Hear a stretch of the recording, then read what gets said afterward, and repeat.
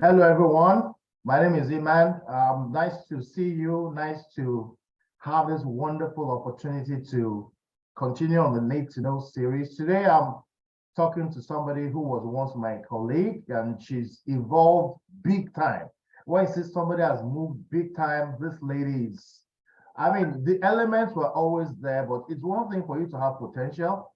It's another thing for you to, for those potential to materialize. And in her case, it's clear that she's evolved, and I'm very happy. I'm very grateful to see the transformation that has been evident, but has really become a reality in her life. The lady I want to welcome is not other than Florence. Florence George was a colleague back in Accenture when I was a staff in Accenture, and it's been years after. We're going to talk about that and all the things that she's done, and just permit me to welcome her. So Florence, you're welcome. Thank you very much. Thank you for having me. Thank you. It's good to see you again. You're still looking as sharp as you always have been. I'll just say that a few days ago I saw a video of you on Instagram. By the way, it looks like you have more than one Instagram account, right? Or so it seems. Yes. Aha. Yes. No, I have more. Okay. Yes.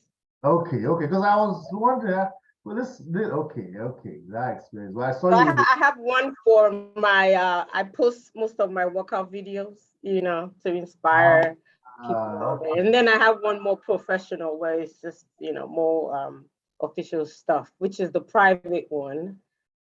Okay. So you have three, or maybe even five. Two. I have two of them. So just just two of them. Just two.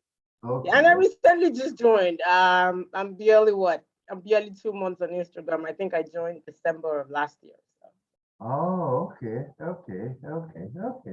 Let's hope you can sustain, because those exercises I saw you do were on another level. Well, the exercises. I've been working. We'll get there. I've been working out for forever. So yeah. Oh, Yeah. so let's take it back. Tell us, give us a what do you call elevator pitch? Who is Florence? Who was Florence before Accenture? We'll take it over from Accenture, but just tell us who Florence was before Accenture. Right. And Accenture, what year? I don't know what year you joined, but let's just take us through that story. Okay. So do you want me to start from school days? What position were you? Just quick highlights. What position were you in? Family? Which schools did you go to? Where did you go? Lagos, Ibadan, Port Harcourt, blah blah. What brought you to Lagos and how you? Right. Okay, so I'm the second daughter to my parents, Reverend and Mrs. Nee George. I grew up in Lagos for the most part of it, and I went to boarding house for my secondary school. I spent Really? 3 years. Sorry. What boarding house was that? Which school was that? Yeah, so I was going to get there. So yeah, I did 3 years in Federal Government College Idoani. That's in Ondo State.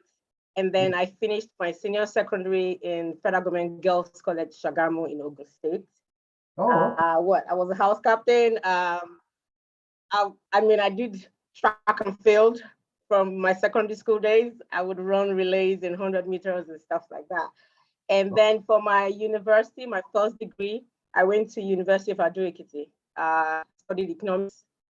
And then right after that, I did my youth service with Nigeria Liquefied Natural Gas, 2002, 2003. I then I served in the HR department, and I was in charge of all UCOPA's IT. That was part of what I was doing in HR. And I think that was my first exposure actually to human relations. And then after, of course, I had to look for a job, so my sister at that time was working in Accenture. So she spoke on my behalf. Sorry? Your sister? Yeah, she worked in Accenture, yeah, very briefly though.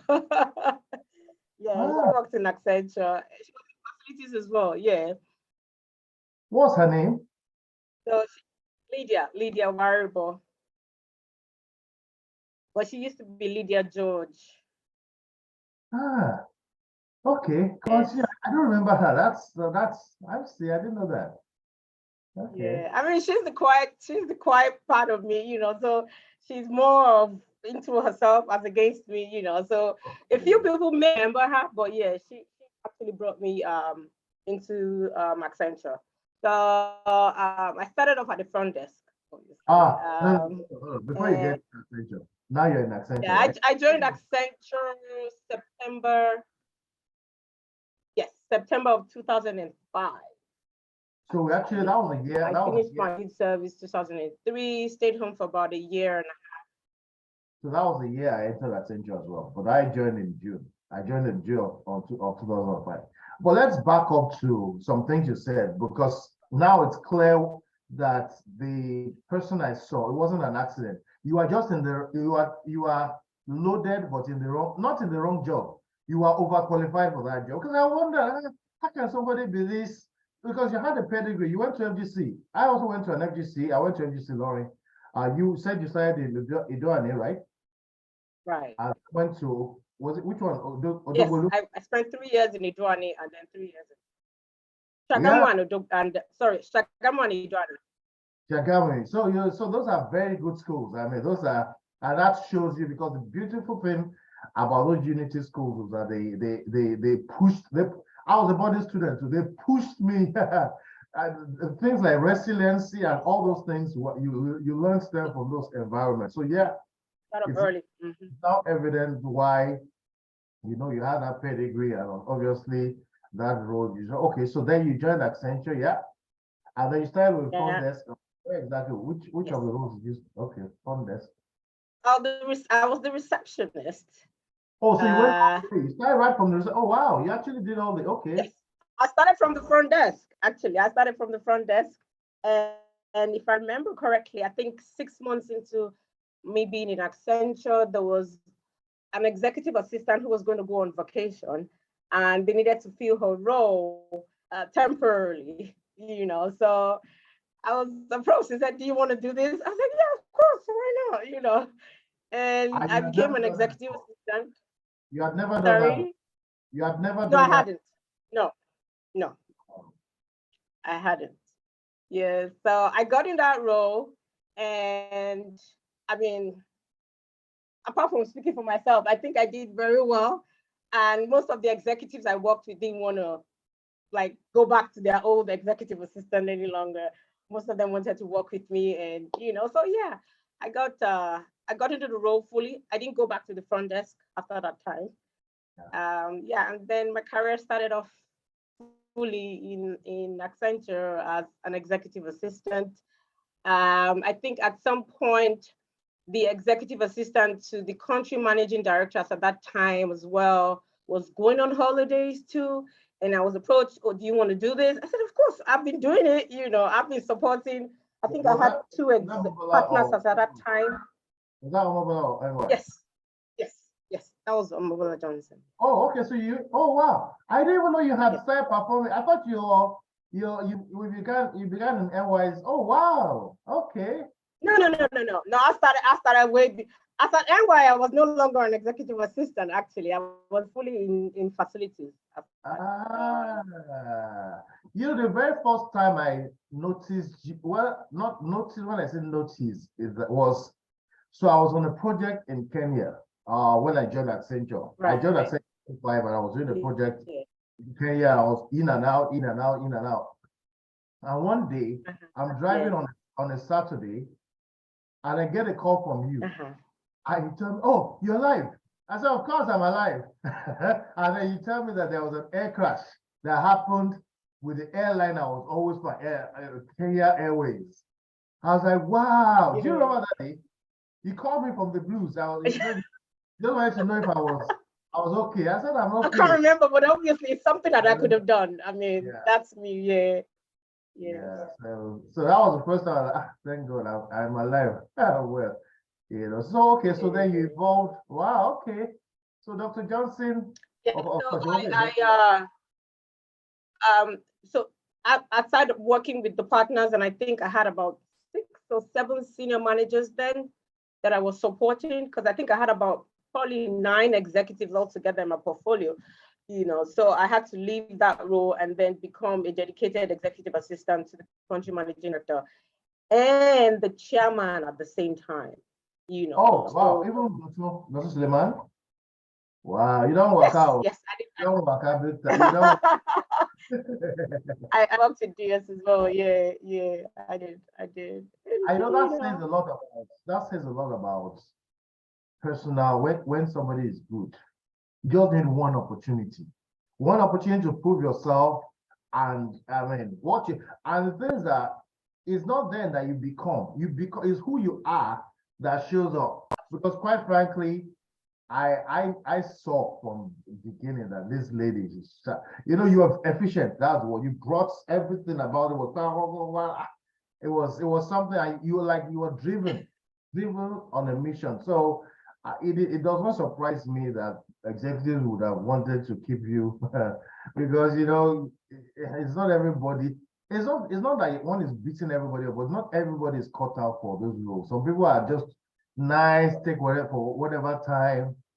But you are clearly, I'm even surprised you didn't want to venture into consulting proper. Where have you went mainstream? I wonder why you didn't consider that. Was that not in the offering? Or because clearly you'd have done well, in my view.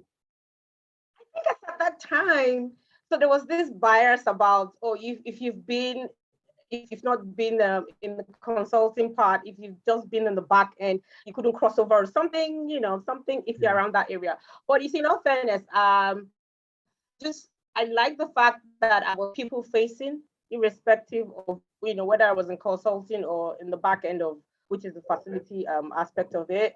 Being able to render support was just something that I naturally had a flair for. So whether or not I was going to be in either side, I believe that I was still in the space that I could thrive in. So it wasn't any like an issue to me where I was at that time. Yeah. Wow. Wow, that's Yeah. good. Because I said that only because I know somebody, a lady who was once in the back office, and she got herself into the front office in another consulting firm. And I'm aware that people like Omowale David Ashu, a full-fledged consultant, did work in HR. I don't know if you're aware of what that time she helped to set up HR at some point. There was also Tony Oshugbeson, who was a Yes, full-fledged I remember consultant. Tony Also Story. went, yeah. So I mean, if people can move from consulting that way, I don't really see any reason why Yeah. it should. But obviously, you enjoyed what you were doing, and you did excellent in those roles, which really is good. So, at what point did you leave then? Because I don't even remember when you left the firm and what happened afterwards. Okay, so I think well, when was that? The country managing director then became a minister. She became the Minister for Communication Technology or so. Yes. And NY then said to me, they wanted me to go out there and help her set up her office, because it was a new ministry, Yeah. and then since I had worked with her in Accenture, at least I had some understanding of how, her work schedules were and all that. So it was something that I was asked to go in temporarily in functioning.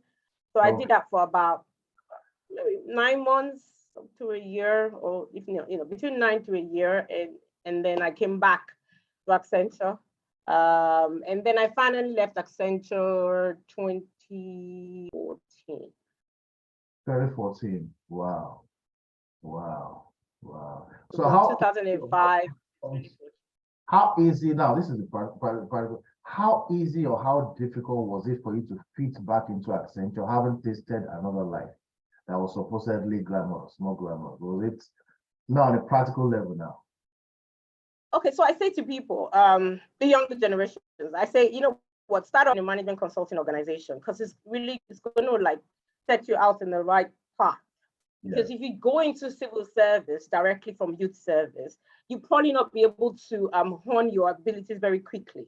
But when you go into management consulting, you are forced to, know what's going on, the trends, how a normal workplace should function, efficiency. Because to me, Accenture paved the way for me to bring out the hidden talents that I didn't know I even had.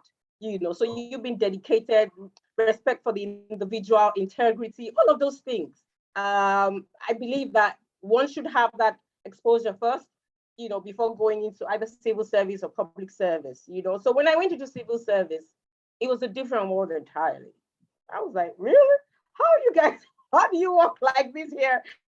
You know, so I was like a fish out of water, but I was still able to, because again, I am extroverted and naturally I have that ability to just like adjust as much as quickly as possible. I didn't find it a problem crossing from both worlds. And even when I then left Accenture finally and got into public service, which is my current sector right now, it also enhanced my ability to see things differently now from three different sectors: the private sector, civil service, and public service. And majority of the skills and ability that I have currently put in place were skills that I developed right from Accenture. So I think I had the best of both worlds, and it paid off. Yeah.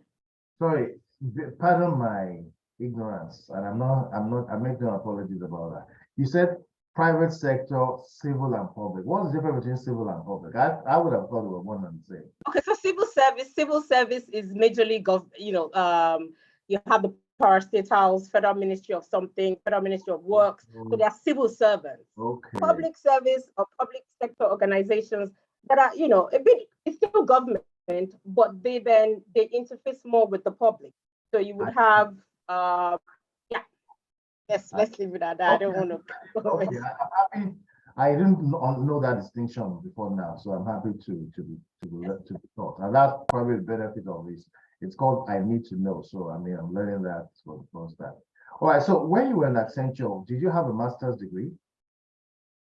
No, I actually got an admission when I was in Accenture to go for my master's, but I think at that time the timing was wrong in that as at that time I was meant to develop my working experience, and I don't regret not going there as at that time.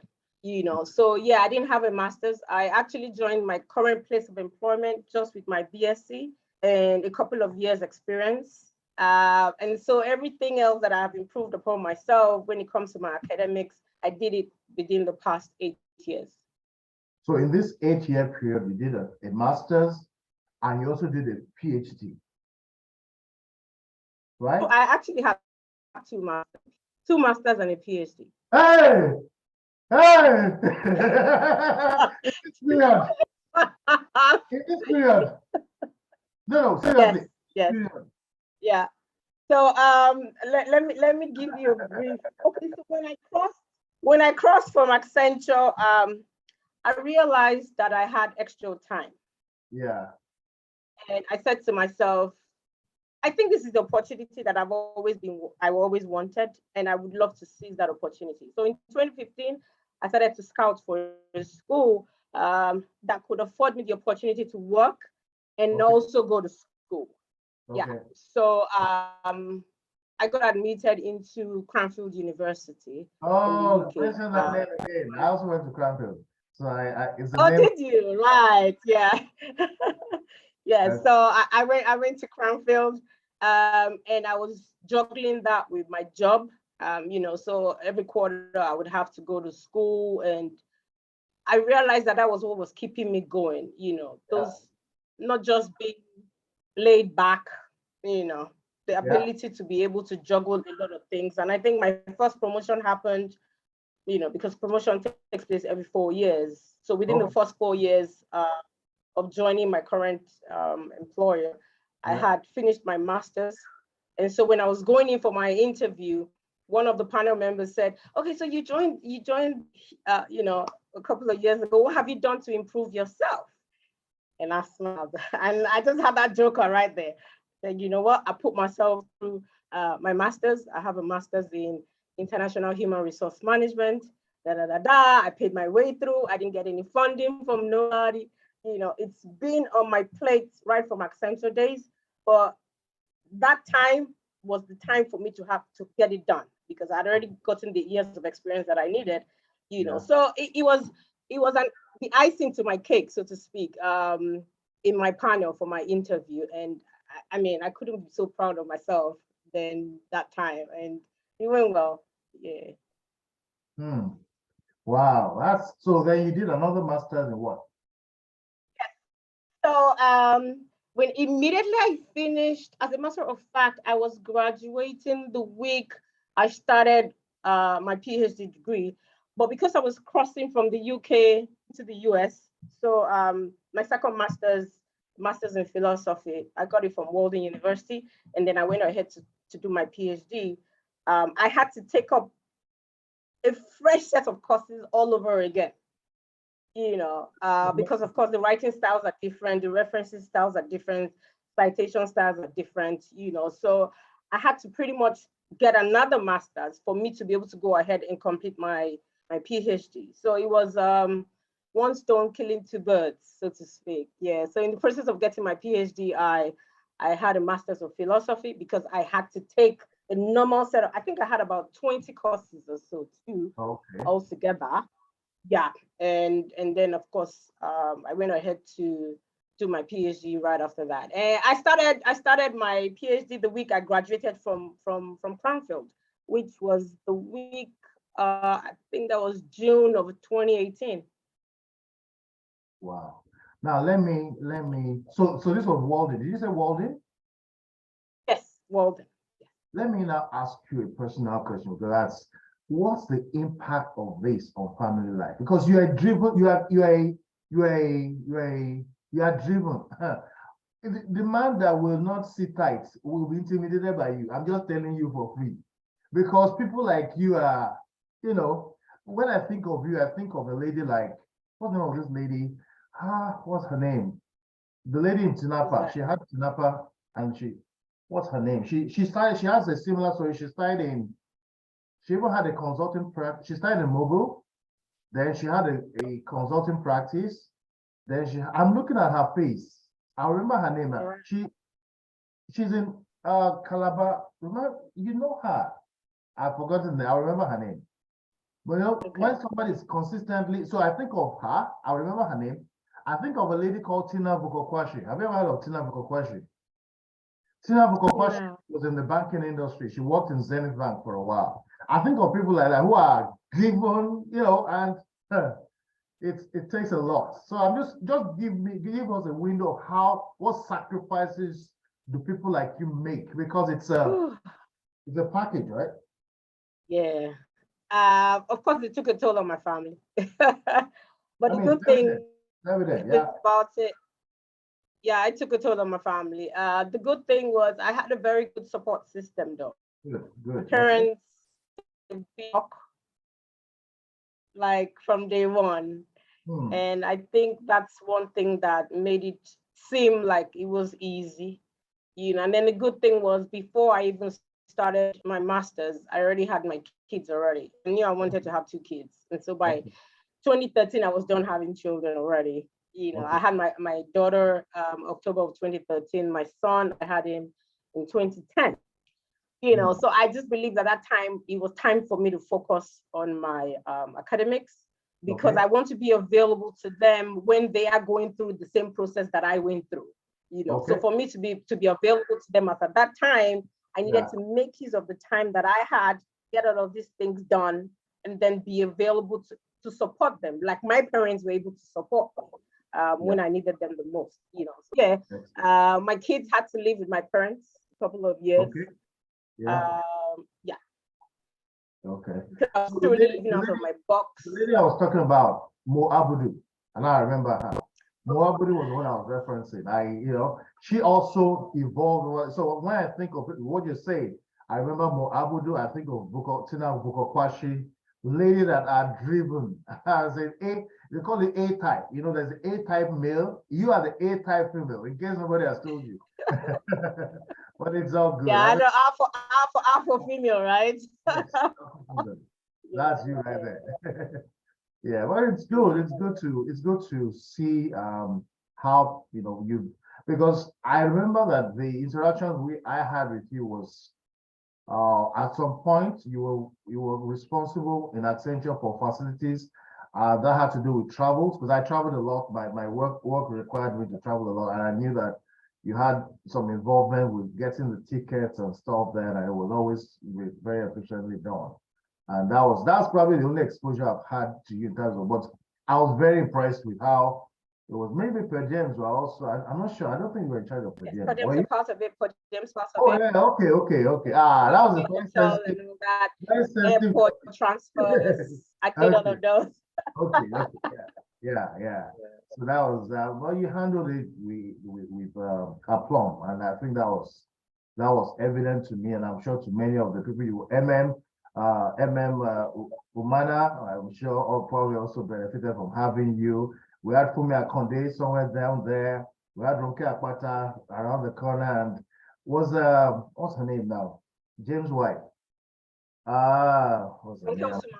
Ronke Osuma. Ronke Osuma, yeah, Ronke Osuma. You know, all of that, and you obviously you stood out in that community, and it's awesome that you've been able to do. So now let's step aside a bit away from the career, and then let's talk about this your love for the gym.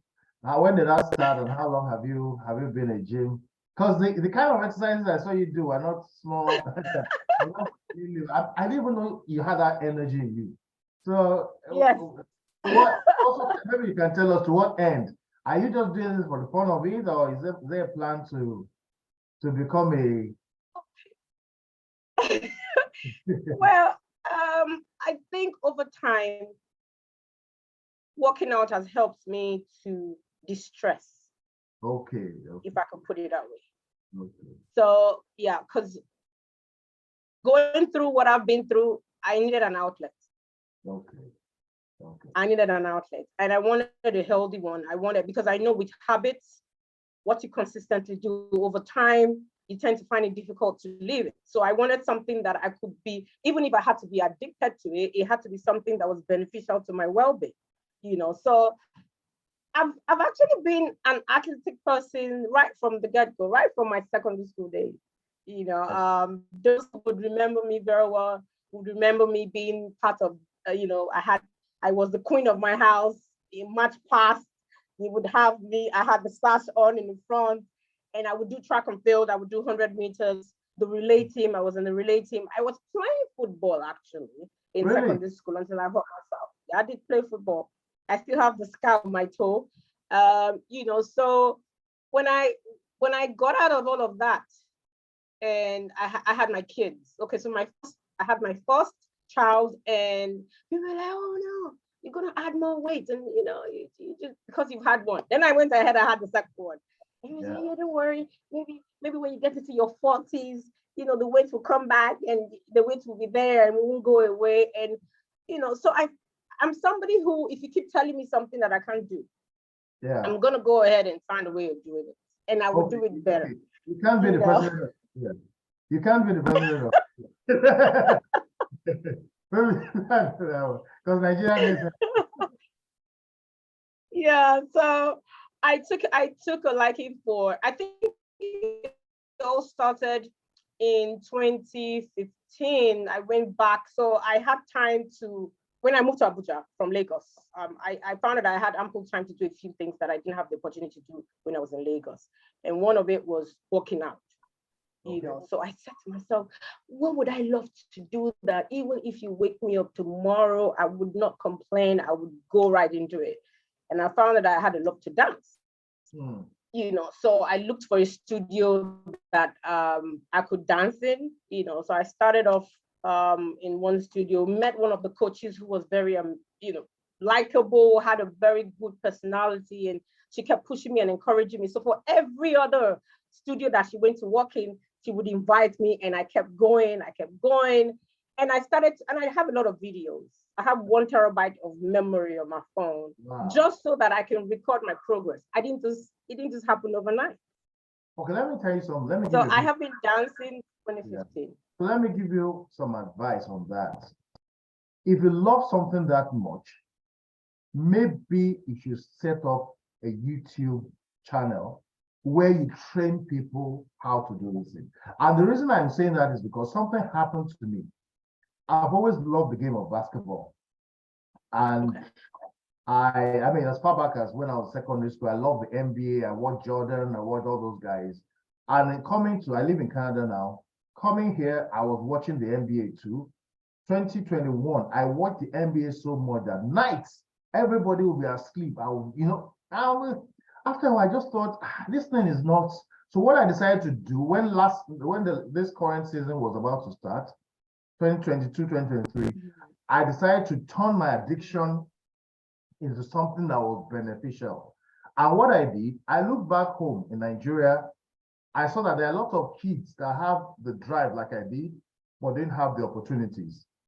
And I looked at here in North America, and particularly in Canada, there are so many opportunities everywhere you go. But guess what? The kids are not driven. They are so lackadaisical. They're so just there. So what I decided to do, I set up a company called TAD Sports Academy. And what we do, we focus on kids between the ages of 10 and 17. And we have a basketball academy where we're training them. And to be honest with you, the academy, the game of basketball is just to attract them. So what I'm doing, I'm using the tool of basketball, which they can relate with to bring them in. I'm getting very good coaches. I'm also training them because I have an understanding of the game. But what I'm doing beyond that is I'm imparting 3 life skills. Number 1, goal setting, vision.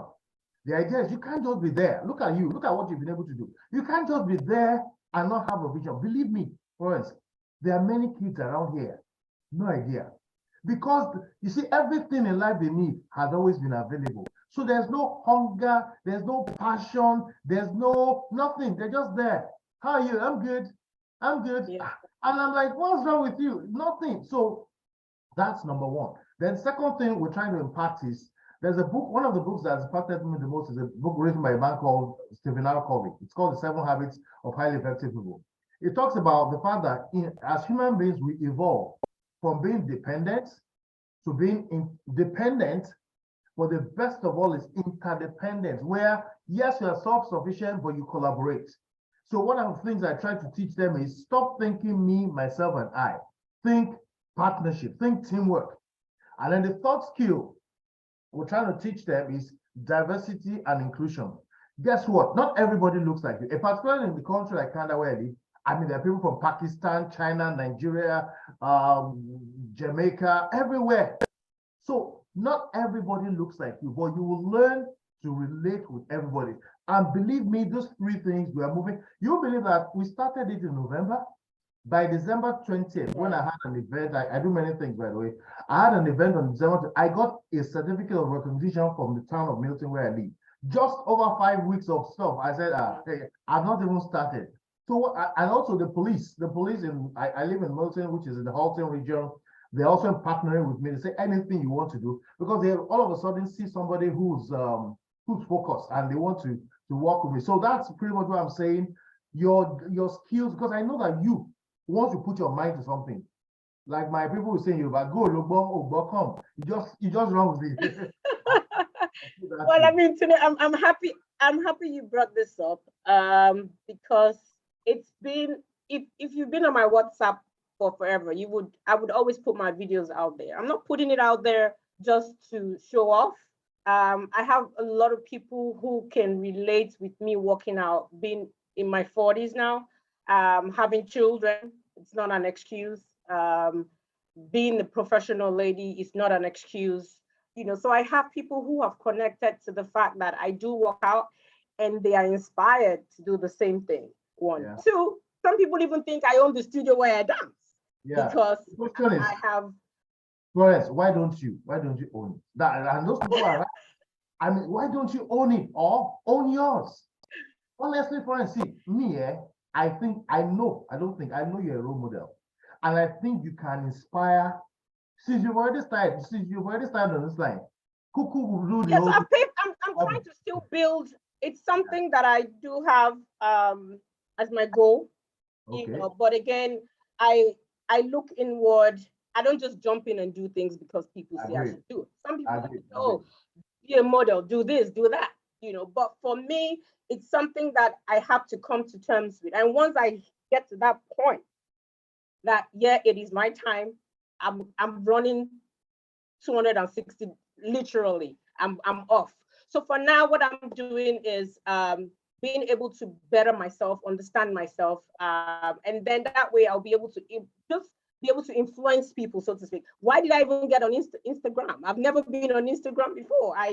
I'm not on Facebook, so the least you will catch me on is LinkedIn, So I'm using Instagram now as my soft landing, so to Okay. speak.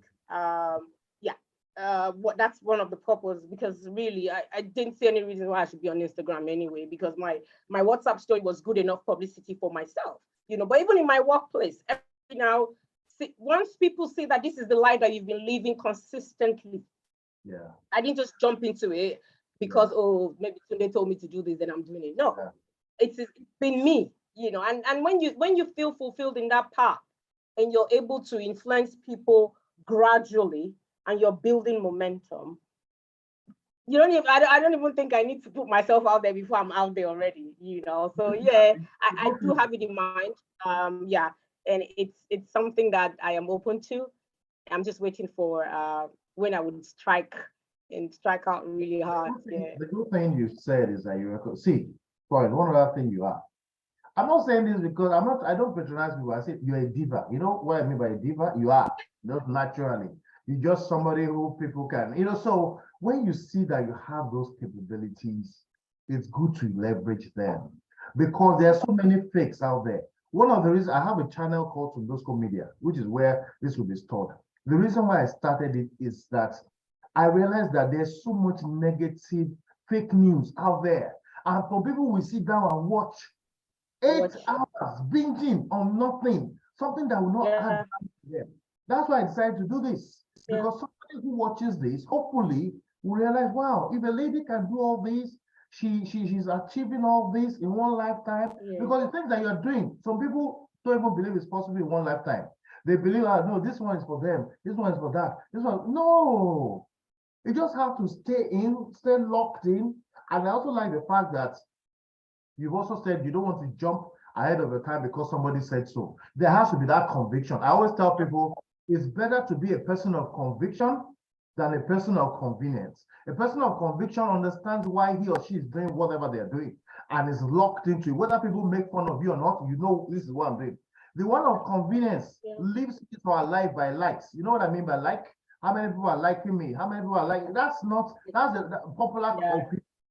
That's not a good reason to live, but you live life deliberately. So I think that's a very important thing. And I mean, I could already see the potential because when I saw the energy which you were, it's like, now, wow. And one other thing you do well, obviously, is like I don't know where you showed pictures you took on Monday to Friday. Yeah, that was this week. Actually, that was this week. I've been doing, you see, today this has been me since I can't remember. I have photos of myself every day, either in the gym or in the office, because again, like you said, it is something that I know would be useful for me in a few years' time. Before now, of course, I was focused on getting my academics done, and I think I have achieved for now, except I want to become a professor, I have achieved the highest that I can by getting a PhD degree. And so now I am more into my well-being and how I can then use that to influence my friends, other ladies out there. I mean, every time I'm going to the gym, I'm either calling a friend of mine, ladies, let's go, let's do this.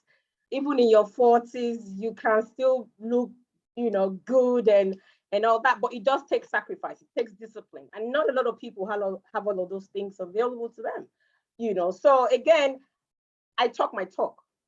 So before I would tell you about anything, I have done it or I have been through it. And so I am speaking from a place of experience, a place of knowledge, So when it came to my academics, I want to be able to tell you this is, I didn't just read it all. I went to school, I studied for it. When it comes to fashion, when it comes to my well-being, when it comes to wellness, when it comes to having kids, when it comes to just embracing life, irrespective of what you've been through. I have been through it. And so I can speak from a place of experience and not just because I want to talk, So yeah, I believe that people will respect you when they see, because the right point. People will respect when they see the results. You're not just talking. People will see, and that's what establishes your credibility. Because when they say that is a doctor, there are different doctors. There's one that was given. Yours was not given. You yes, earned. I earned it. And before now, when I was doing my makeup and I was thinking of, I went 4 straight nights without sleeping. 4 straight nights. My daughter would wake up, go to school. She would still meet me on the same position. Come back from work, I'm still on the same position. I was reviewing my dissertation at that time, and it was crazy. Hmm. So I have worked for it. And that's why every day I celebrate myself. I don't need anybody to celebrate me. I take my pictures every day, progress, and I do things that I love, irrespective. And even my children actually go to the gym with me when they're available. So it's a lifestyle that I have even inculcated into my own children, so that they have, they see their mother as somebody who lives and walks the talk as well. So That's good. That's good. One thing that you also alluded to, which I do, is that the Sunday Adebola of 2023, the Tunde Adebola of 2016, 2015 was looking to build a career. Believe me, I don't build a career anymore. What motivates me now is community impact, and it works for me here in Canada. In the change. sense, So we call it social change. Yeah. sorry? In my school, we call it social change. So that's community Okay. impact is social change. Oh, really? Please write it down so I can. I like how it sounds. Even I don't know. Social change, yeah. Social change is you being able to influence, you've been able to influence your community, you've been able to add value to the environment that you're in. That's the whole idea behind social change. Please let me know. I love the word. Which language? So the I tell people is that what you do for yourself. Let's say maybe I became the MD of a very good company, reputable company. What you do for yourself, in all likelihood, will die with you. But what you do for, through, and with others is what establishes your legacy. And that's what I've looked into. What you do for, through, and with others is what establishes your legacy. So borrowing a leaf from the Bible, because I'm a Christian by faith, is that it says, except a corn of wheat falls to the ground and dies, it abides alone. But if it dies, it brings forth much fruit. So I have de-emphasized the Sunday who wanted to be career, who wanted to, and the funny thing is, a lot of folks see me on social media because I'm very active on social media. You will see me in LinkedIn, you see me in Facebook, you see me in YouTube, you see me in Instagram, and they will think that this guy does not have, this guy is just nothing like that. They don't know that I've never been as busy as I am. I'm telling you, Florence, I've never been as busy as I am today in my entire life. I work in 6 different companies. I own 6 different, I'm just being honest. I don't say these things because I don't want unnecessary attention. I'm as busy. But you see, what motivates me is not because I want to be an MD. People talk about consulting. I tell people, I'm no longer a consultant. I do consulting, which means consulting is just one of 6 things I do. And that's because I see a bigger picture. And that's what I'm saying for you too. I can sense that there's that opportunity. A lot of people just want to, okay, so let me explain what I'm saying using the Abraham Maslow's hierarchy of needs. I'm sure you've heard of it. You're probably familiar with it. Now, Abraham Maslow's hierarchy of needs has different layers. At the lowest level it talks about the theory of motivation, what motivates you. And guess what? None is better than the other. It's just recognizing where you are. At the lowest level, physiological needs. People are driven by the fact, those are people who are literally living their lives on the edge. Nothing is guaranteed. Food, water, shelter, things that the average person takes for granted is not guaranteed. So these people are desperate. When you say desperate, if they can kill to survive, you can't blame them. It's not that they are bad. It's just that at their mind, they can't guarantee tomorrow. So, that is caused either by people who live in farming, impoverished areas, or people who are on drugs, who are addicted to something that takes away. So that's one level, right? Those who are motivated. The second level are people who are motivated by security needs.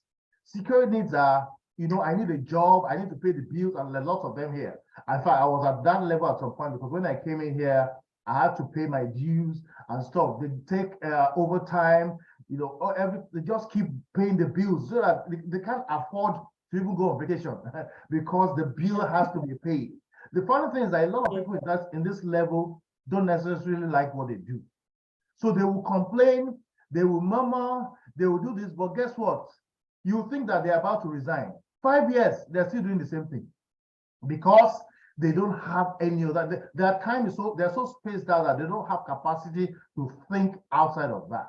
The next are people who are motivated by family, loved ones, and stuff. So if such a person, and I'm not saying any of this is bad, we're just recognizing where you are. Those motivated by family and belonging are people who, for instance, if they pray, they will pray 3 hours.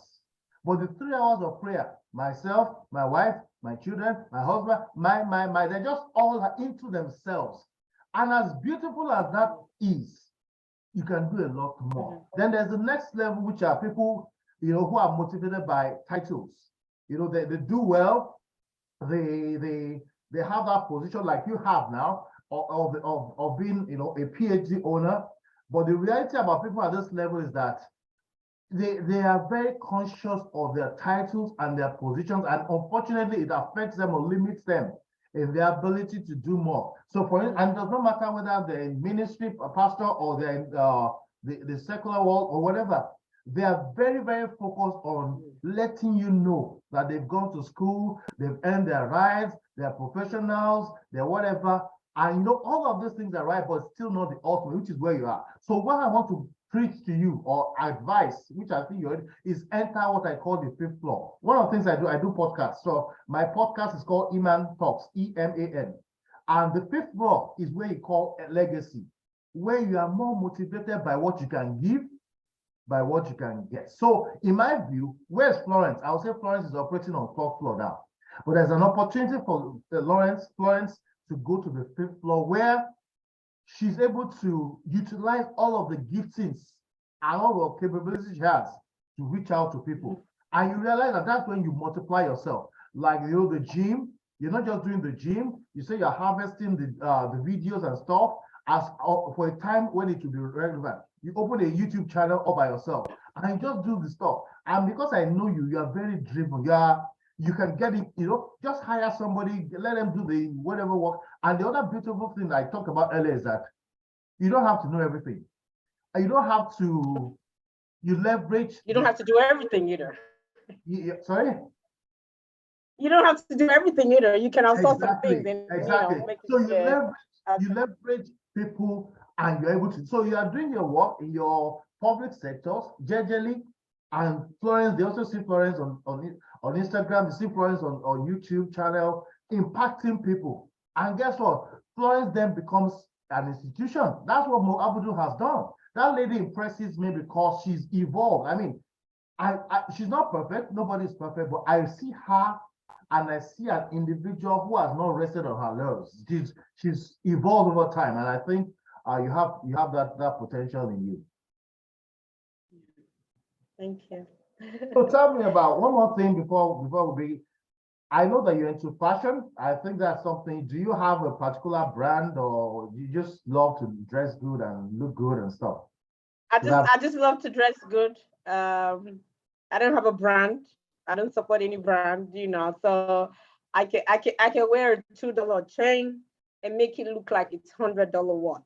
It depends on how you carry yourself. So yeah, I style myself every day. What you're saying is that you don't have a brand, you are the brand. Is that what you're saying? I am the brand. Without a doubt, I am my brand. Yes. So yeah, I'm into well-being, anything that would make me have that positive energy, positive vibe, be it in my dressing, I think your image is very important, at this point in my career. Image is important. So the other day was my birthday, my 44th birthday, last weekend. So on Monday, I celebrated it in the office. So that's a good time then. Imagine, I didn't know that. Yeah. Yeah, last Saturday, last Saturday, yeah, okay. It was my birthday. And so on Monday. We talked, I remember we asked you to give me a date. Okay. That was the day you were chatting with me, actually. I see. Yeah. So as it's customary for me to do in the office on Monday, I would celebrate with my colleagues and all, you know. So one of my bosses came, he's a deputy director, and he was addressing the audience, and he said, you know, look at Florence today. Is she different from any other day? So every day is my birthday. Every day I put my best foot forward. I don't have a special dress for any. I don't have a special jewelry. If it's befitting to wear, I put it on, because again, you don't know tomorrow. So I don't want to live in regrets. I don't want to say, oh, I'm keeping this shoe for a special day. Every day for me is special. Every day I wake up is a special day, and I would live my best and look my best, you know. So yeah, that's my approach when it comes to fashion. Beautiful. Do you have a role model? Do you have anybody you look up to as maybe inspiring you? No, I don't. I don't, without being selfish, or I think I am self-driven. Yeah, I am self-driven, and I look inward to inspire myself. My life is an inspiration to me, actually. So yeah, I don't have a role model. Are your parents still alive to see this day? Yes, my parents are alive. My dad walked me down the walkway. So I went to San Antonio, Texas, last year, June 25th was my graduation for my PhD. Okay. I'm the first in my family, you know, to go that far. And it's a legacy that I have put out there for my kids, for my nephew, my niece, even my cousin right here that you know, was talking to me a few minutes ago. It's something that I want them to see, that, yeah, even if you're going through the toughest of times, you can still thrive in your desert. So yeah, my parents are still alive. They're in the US now. So okay. Yeah. So your parents have jackpot at their age. Huh? You're praying for Nigeria. They have jackpot, and I think again, everything was orchestrated by God, because when I needed them the most in my life to see me through my career progression, they were there for me. And I think they have tried a lot for me, and it's time for them to go and relax and, you know, enjoy the fruits of their labor. So yeah, they're gone now. Yeah. That's good. I'm sure that you still maintain. That's beautiful. You know, being able to give one's parents that reward. First of all, being alive, the first reward is that you live your life properly. That's more than anything. Yeah. Don't give them any concerns. Yeah. But then the second thing is that you give them an opportunity to, you know, have a better life, enjoy their old age gracefully, happy, be at peace. Yeah. And those guys never ask for. They've sacrificed so much. They don't ask for much. And for us, give them back is a blessing from God, really. Some people, I mean, nobody can preach that sermon to me. I totally would support my parents for. I don't think there's anything they'll ask me that I'll say no to. Because I've seen them sacrifice their time, which is, they could have been doing other things. They could have looked at, I mean, they took my kids, like literally my kids, it's just maybe what, a year or two ago, my kids started living with me. My kids have been with my parents, at least conveniently, for the past 9 years. Wow. I mean, they didn't have to. They didn't have to look after them, you know, but they stood in the gap for me when I needed them. And for that reason, I owe them everything, actually. That's good. That's good. Are you still in touch with Dr. Johnson? No, I'm not. That's not okay. Okay. I'm sure she's doing well. She's probably settling down to private life now. She's off. I guess. I guess, yeah. Okay. Anyway, thanks for your time. You know, one thing I'm very proud of is to have gone through Accenture, because there are lots of wonderful people that I met in that organization. We might not have agreed on everything, and that is the reality of life. You don't necessarily have to agree with everybody, but each person came with a package of ideas and work. And what I do deliberately is I try to maintain a link with everybody. I tell my people I build bridges. So a bridge is something that connects with people gradually, but obviously I also know and recognize that there are some people for whom Accenture may not have been the best of times. And so they like to build a wall around them. So, I don't want anything to do with that. No. Because if you look at their resume, Accenture, for all intents and purposes, is red. Me is green, in fact, bright green. But for them, it may be red, and I recognize that. But I mean, I'm happy each time we have the opportunity to meet with people like you, especially because I have an inkling of where you not started from, but where you are at some point, and to see you evolve this way is just awesome. It's just a blessing, and I can only wish you the best in all that you do. Just know that even if we don't talk for another 15, 20 years, I am solely, positively minded towards you, and I wish you the very best. You can always ask your colleagues to watch the video because it will be stored on to News Media so they can learn from you, because that's the whole idea. The whole idea is people can watch people's stories. See what is. No, I intend to put it out. I mean, if I can get the link, or I can go in on. Well, no, you will get it. You appreciate Florence in our blood. So I will also, now that I know, because I know you see, you told me this video was meant to start at 2 p.m. Nigerian time. By 12 noon, you're already there. I understand. I know, right? I sometimes I have to pace myself down, like, Florence, just gentle with you, like, it's okay. Just calm down. Like, yeah, I hear you, but I don't know. I'm also very hyper now. I wasn't always hyper, but I've stepped down. People are like, this guy, your own is too much. I've been hyper. I've been hyper from the get-go. I've been hyper, like, sometimes I just have to tell myself to calm down. Like, Florence, just be lazy today. Don't do anything today. Like, I can bring out my clothes for the week, for a month.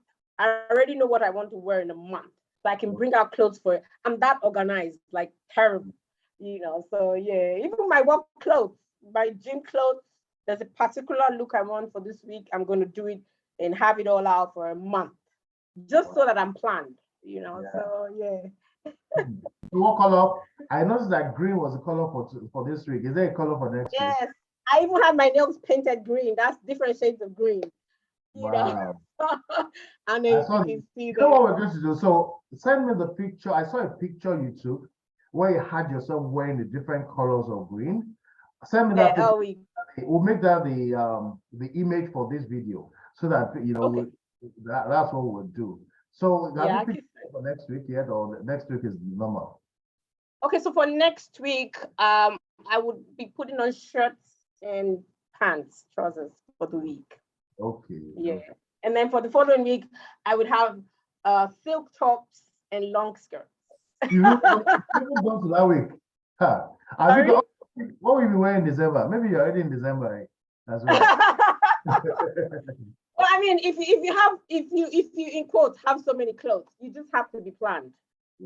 Because you could get confused sometimes. So to make things easier for me, I plan out what I want to look like.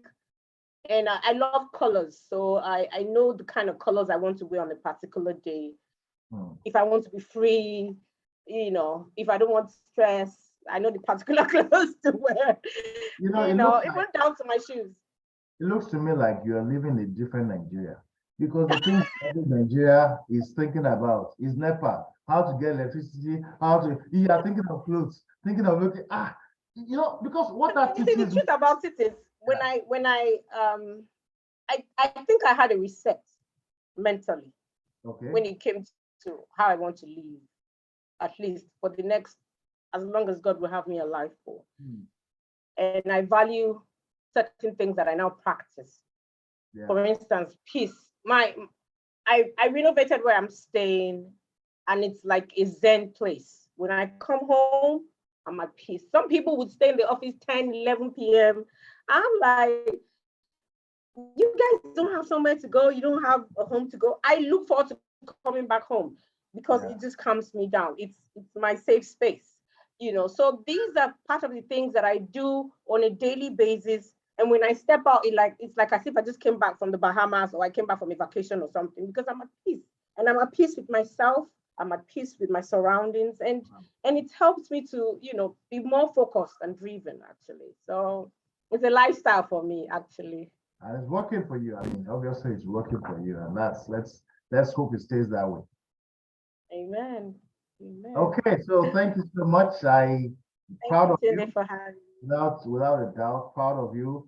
Our prayers that God will continue to uphold you, make you an example. He's made you an example already. Will give you opportunities to recognize where you can let that light shine, because you have a lot to give. My Bible tells me, I'm a biblical again, that I'm a city set upon a hill which cannot be hidden. And when you have that position, we have that pedestal, you have to recognize that it's a privilege to operate from that. I can just wish and pray that you will fully manifest and shine and radiate and make no apologies to anybody. Because there are some folks who will not be, they are very You quick bet to criticize. you bet I make no apologies. You Yeah, bet I make no enjoy, apologies at all. But I enjoy think being with us. one, sorry to cut you. Another thing that I haven't said is through all of this experience, and it's made me more humble every day I wake up. That spirit of humility is right there. That Florence, take nothing for granted. Yeah, The humble you are, the more people are even able to gravitate to you. Because I've yes, realized that as people go up, they just have that aura of, yeah, don't even come close to me. If you see yeah. me in the gym, I would relate to even with the coach. I would take pictures with coaches that I don't even know, but I just be you, be free. And it's when people start telling, oh, this is who this person is, or when somebody says, oh, that's Dr. Flo, I'm like, calm down. You don't need to say, relax. I'm still human. So I think in all of this, it's been a humbling experience for me, and I would love to keep it that way. Mm, mm. All right. Thank you very Yeah. much, Florence. And on Thank you, that note, Cindy. we'd Thank like to you. cap Thank it you. off. Wish you the best All again, right. and I'm Appreciate sure it. we'll hear Thank you. about you sooner than later. All right. Thank you very much. All Okay. righty. Thank you. Have a good day.